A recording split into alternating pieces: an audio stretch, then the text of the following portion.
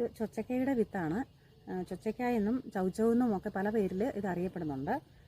ഇത് നമുക്കൊന്ന് നട്ടു നോക്കാം എങ്ങനെ കേട്ടോ. ഒരുപാട് പോഷക ഗുണങ്ങളുള്ള ഒന്നാണ് ചൊച്ചക്ക. നമ്മുടെ ഈ നാട്ടിലൊക്കെ ചൊച്ചക്ക എന്ന് തന്നെ ഇതിനെ പേര് പറയുന്നത്. ഇത് ഒരു കായാണ്. ഈ കായ്ക്കകത്ത് ഒറ്റ വിത്ത് മാത്രമേ ഉള്ളൂ.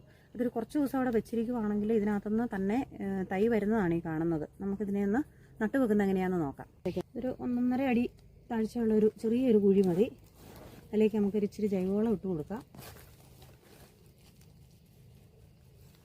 അതിനുശേഷം നമുക്ക് ഈ തൈയിനെ ജസ്റ്റ് ഒന്ന് ഒത്തിരി മൂടി വെക്കാതെ തന്നെ ഇങ്ങനെ മണ്ണധികം വേണ്ട, പെട്ടെന്ന് തന്നെ അത് വളർന്ന് കയറിക്കോളും. നമ്മളൊരു കമ്പ് കുത്തി കൊടുത്താൽ മതി. അത് വേസ്റ്റ് മരത്തേലൊക്കെ കയറി പെട്ടെന്ന് നിറച്ച് കായാകും. ഒരുപാട് പോഷകഗുണങ്ങളുള്ള ഒന്നാണ് ഈ ചൊച്ചക്കായ. അതുപോലെ മീൻകറിക്കകത്തിടാം. ഇത് തന്നെയാണെങ്കിലും നമുക്ക് മോരിനകത്തൊക്കെ ആണെങ്കിൽ പുളിശ്ശേരിയൊക്കെ വെക്കാൻ നല്ല സൂപ്പർ സാധനമാണ് കേട്ടോ ചൊച്ചക്ക. പപ്പായയുടെയൊക്കെ ഒരു മോഡൽ വരുന്ന ഒരു വിളയാണ് ഈ ചൊച്ചക്ക. നല്ല പച്ച ചൊച്ചക്ക നമുക്ക് ജ്യൂസ് അടിച്ചാണെങ്കിലും കുടിക്കാൻ പറ്റുന്ന ഒന്നാണ്.